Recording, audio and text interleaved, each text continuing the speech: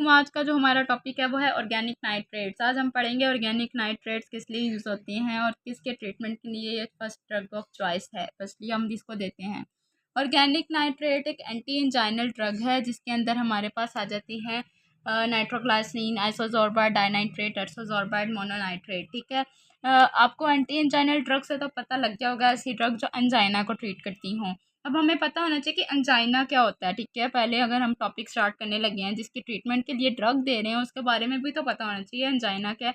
तो अंजाइना एक chest pain है और डिसकम्फर्ट है। ये तब कॉज होती है जब हमारे पास हार्ट मसल्स को रिच ऑक्सीजन प्रोवाइड नहीं होती, अच्छी ऑक्सीजन प्रोवाइड नहीं हो रही होती, अच्छे से ऑक्सीजन नहीं मिल रही होती, तो हमारे पास अंजाइना की पेन हो रही होती है। कुछ लोग इसको मसल पेन के साथ रिलेट करते हैं, यानी अगर चेस्ट में पेन हो रही है तो वो ये समझते हैं कि हमारा कोई मसल पुल हो रहा है, तो वो ऐसे ही जाके मेडिसिन ले लेते हैं कि मसल की पेन की वजह से हमारी चेस्ट में पेन हो रही है, इधर तक पेन आ रही है, लेकिन नहीं।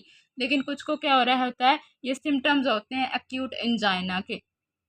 हमारे पास जितनी भी टाइप की एंजाइना होती हैं उनको ऑर्गेनिक नाइट्रेट से ही ट्रीट किया जाता है फर्स्टली, क्योंकि ये सबसे इम्पॉर्टेंट ड्रग होती है हमारी एंजाइना के ट्रीटमेंट के लिए। ठीक है, ऑर्गेनिक नाइट्रेट्स। ठीक है, तो अगर हम देखें मसल पेन और एंजाइना की पेन में क्या डिफरेंट हो, हमारे पास क्या डिफरेंस आता है, तो हमारे पास अगर मसल पेन हो रही होती है ना, तो मसल पेन हमारे पास, अगर हम मसल पेन देखें तो वो हमारे पास नॉट कंटिन्यूस नहीं होती, यानी होती नहीं रहती। अगर हम क्या कर रहे हैं, रेस्ट पे है ना, तो हमारी मसल पेन रुक जाएगी। अगर कोई काम वगैरह मूवमेंट वगैरह करें तो हमारे पास मसल पेन होगी, लेकिन अगर हम रेस्ट कंडीशन पे हैं तो मसल पेन नहीं होगी। लेकिन जो हमारे पास एंजाइना की पेन है तो उसमें क्या डिफरेंस आता है कि एंजाइना की पेन हमारे पास क्या होती है, कॉन्टीन्यूस होती है, होती ही रहती है, होती ही रहती है। चाहे चाहे आप उसमें रेस्ट में हो, रेस्ट कंडीशन में, या आप कोई मूवमेंट में हो या कोई काम वगैरह कर रहे हो, तो आपको एंजाइना की पेन होती ही रहेगी। ठीक है, अब हमने देखने कि ऑर्गेनिक नाइट्रेट्स क्या हैं। ऑर्गेनिक नाइट्रेट्स में मैंने आपको नाम बता दिए थे कि नाइट्रोग्लाइसिन आता है, आइसोजोर्बाइड डाइनाइट्रेट आता है और हमारे पास मोनोनाइट्रेट भी आते हैं इसके अंदर। अब ऑर्गेनिक नाइट्रेट में हमारे पास क्या होता है, ऐसे कंपाउंड जो रिलीज करते हैं नाइट्रिक ऑक्साइड। नाइट्रिक ऑक्साइड हमारे पास एक ऐसा कंपाउंड है, ऐसे कंपाउंड है जो नाइट्रिक ऑक्साइड को रिलीज करते हैं। नाइट्रिक ऑक्साइड हमारे पास एक पोटेंट वेजोडाइल। अच्छा जी, अब हमें क्या पता था कि ऑर्गेनिक नाइट्रिक ऑक्साइड हम दे रहे हैं, तो नाइट्रिक ऑक्साइड हमारे पास क्या है, एक पोटेंट वेजोडाइलेटर है। अब हम नाइट्रिक ऑक्साइड जो कंपाउंड रिलीज करें नाइट्रिक ऑक्साइड को, तो आगे जाके वो क्या करेंगे, वेजोडाइलेशन करवाएंगे। वेजोडाइलेशन करवाएंगे जो कि हेल्प करेगा ट्रीट करने में डिफरेंट कार्डियोवास्कुलर कंडीशन को, like angina and heart failure को। ठीक है, हमने ना एंटी हाइपरटेंसिव में भी पढ़ा था कि एस इनहिबिटर में दो चीज़ें प्रोड्यूस हो रही थी, एक नाइट्रिक ऑक्साइड और एक प्रोस्टासाइक्लिन।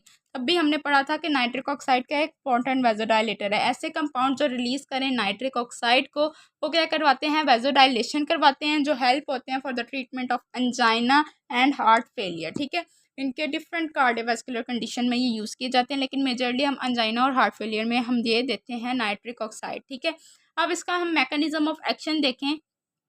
मैं आपको मैकेनिज्म एक फ्लो चार्ट में समझाती हूँ ताकि आपको क्या हो, इजीली समझ आ जाए। मैं आपको यहाँ पे ही समझा देती हूँ कि किस तरह आपने इसको करना है। और अगर वही फ्लो चार्ट अगर आपको कोई लॉन्ग आए तो आप लास्ट में उसको बनाएं, जो मैं भी बनाने लगी हूँ, तो आपके बहुत अच्छे मार्क्स आएंगे और टीचर पे भी अच्छा इम्पैक्ट पड़ता है कि इस बच्चे ने एक अच्छा सा फ्लो चार्ट बनाया हुआ है। बुक्स में भी बना होता है, तो आपने देखना है कि किस तरह मैं बना रही हूँ। अगर आप एडमिनिस्टर कर रहे हैं नाइट्रेट आपने ले रहे हैं, ठीक है, क्या ले रहे हैं आप, नाइट्रेट। ठीक है, तो अब आगे आपने देखना है कि नाइट्रेट किसके अंदर चेंज होगा, हमारे पास नाइट्राइट्स में। ठीक है, आपने क्या किया, नाइट्रेट एडमिनिस्टर किया जो कि हमारे पास चेंज हुआ नाइट्राइट्स में। अब हमारे पास वो फर्दर कन्वर्ट हो रहा है नाइट्रिक ऑक्साइड में, जो हमने मेजर हमें चाहिए, क्या चाहिए, नाइट्रिक ऑक्साइड चाहिए। ठीक है, पहले हमने क्या किया, एडमिनिस्टर किया हमने नाइट्रेट्स, क्योंकि हम ऑर्गेनिक नाइट्रेट्स लिए तो हमने क्या किया, एडमिनिस्टर किया नाइट्रेट्स को, जो कन्वर्ट हुए नाइट्राइट्स में। देन वो कन्वर्ट हो गए नाइट्रिक ऑक्साइड में। देन नाइट्रिक ऑक्साइड क्या करेगा, हमारे पास एक्टिवेट कर देगा, किसको किसको एक्टिवेट करेगा, हमारे पास ग्यूनाइलेट साइक्लेस को। ठीक है, किसको, ग्यूनाइलेट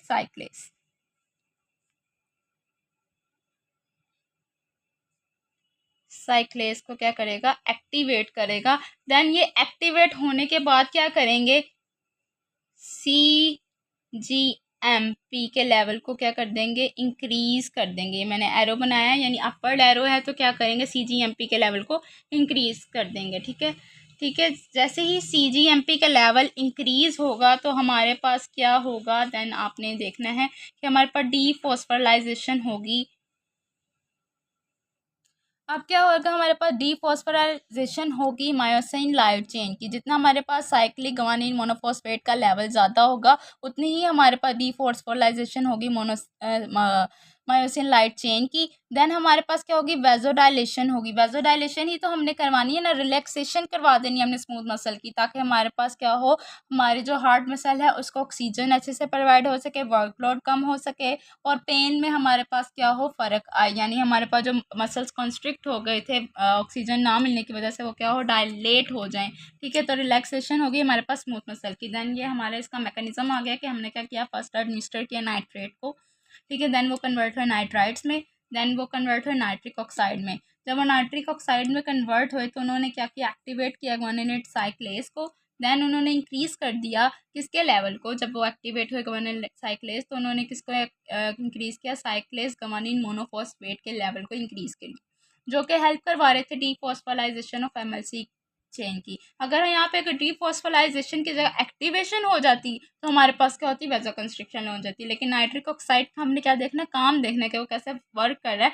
तो उसने क्या किया, एक्टिवेशन करेगी गुआनिन साइक्लेट की, ताकि वो CGMP के लेवल को इंक्रीज करे, ताकि हमारे पास डीफॉस्फोराइलेशन हो जाए MLC के, यानी मायोसिन लाइट चेन रिएक्शन की।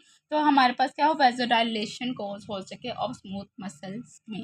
ठीक है, ये हमारा इसका मैकेनिज्म आ गया। अगर हम इसके थेराप्यूटिक यूजेस देखें तो ये एंजाइना पेक्टोरस को ट्रीट करती है, यानी मैंने आपको बताया एंजाइना यानी चेस्ट पेन को ट्रीट करती है।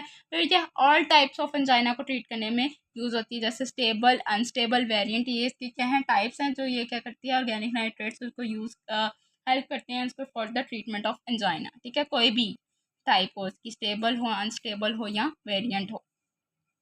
आगे हमारे पास ये क्या करते हैं, हाइपरटेंशन एमरजेंसी में भी ये यूज़ की जाती हैं। जैसे कि मैंने आपको बताया कि ACE इनहिबिटर हमारे पास क्या करते हैं, दो चीज़ें प्रोड्यूस करते हैं, एक नाइट्रिक ऑक्साइड और प्रोस्टासाइक्लिन। यानी नाइट्रिक ऑक्साइड उसमें भी यूज़ हो रहे हैं, जैसे कि हम यहाँ पे भी नाइट्रिक ऑक्साइड ही यूज़ कर रहे हैं और आगे वो फर्दर वेजोडाइलेशन करवा रहे हैं। तो इससे हमें ये पता लगा कि ये ब्लड प्रेशर को लो करने में भी हेल्प करते हैं। जैसे ही हमारे पास वेजोडाइलेशन हुई, हमारे कार्डिक आउटपुट डिक्रीज हुई, कार्डिक आउटपुट डिक्रीज हुई तो हमारे पास क्या हुआ, ब्लड प्रेशर भी हमारे पास क्या हो गया, लोअर हो गया। ठीक है, हाइपरटेंशन इमरजेंसी में भी हम नाइट्रिक ऑक्साइड्स दे सकते हैं, यानी ऑर्गेनिक नाइट्रेट्स देते हैं। एक्यूट मायोकार्डियल इन्फेक्शन, यानी जो अभी हमारे पास एंजाइना का एक डिसऑर्डर आया है, उसकी वजह से जो हमारे पास हार्ट अटैक के हमारे पास वो हो रहे थे सिम्टम्स शो के हो सकते हैं, तो उनको भी क्या करता है, ये हेल्प करता है ट्रीटमेंट के लिए। Help to reduce the heart attack by reducing the cardiac workload, यानी अगर हम उसका क्या कैसे हेल्प करता है कि उसमें हार्ट के ऊपर हमारे पास जो वर्कलोड होता है उसको क्या कर देता है, कम कर देता है। हार्ट का जो वर्कलोड होता है उसको क्या करता है, डिक्रीज कर देता है। ठीक है, अब आपको समझ आ गई। हार्ट फेलियर को ट्रीट करता है, हार्ट फेलियर में हेल्प करता है। वेजोडाइलेशन अगर होगी, ठीक है, हार्ट के ऊपर वर्कलोड कम हो जाएगा, प्री लोड भी आफ्टर लोड भी हार्ट पे कर कम होगा, वेजोडाइलेशन होगी, स्मूथली हमारे पास मसल वर्क करेंगे, तो हमारे पास क्या, हार्ट फेलियर से भी हमारे पास प्रिवेंट करेगा। अब आपको उसके यूजेस क्या पता लगे, एंजाइना पेक्टोरस में हेल्प करता है, हाइपरटेंशन इमरजेंसी में यूज़ होता है, एक्यूट मायोकार्डियल इन्फेक्शन में यूज़ होता है, हार्ट फेलियर में ये हमारे पास क्या होता है, यूज़ होता है। इसके एडवर्स इफेक्ट्स देखें तो सबसे most common major adverse effect क्या है इसका, हेडेक कॉज कर देता है, सर का दर्द आपको बहुत ज़्यादा होने लग जाएगा अगर आप इसका ओवरडोज या ओवर इनटेक करेंगे या डॉक्टर की प्रिस्क्रिप्शन के से ज़्यादा इसको यूज़ करेंगे। ठीक है, और यहाँ इसको आपको क्या हो गया, पोस्टरल हाइपोटेंशन, यहाँ आपको डिजीनेस होने लग जाएगी, यहाँ आपको फेंटिंग वगैरह होने लग जाएंगी, यहाँ आपको ये रिफ्लेक्स टैकीकार्डिया भी कॉज कर सकता है। आगे मैं इसका एक फ्लो चार्ट वगैरह आपसे अच्छे से मज़ीद शेयर कर दूँगी और इसकी मेडिकेशन आपको आगे शेयर कर दूँगी, कौन कौन सी मेडिकेशन फार्मेसी वगैरह पे अवेलेबल है। वीडियो अच्छी लगी हो तो लाइक करें, सब्सक्राइब करें और शेयर करें बहुत ज़्यादा। Thank you.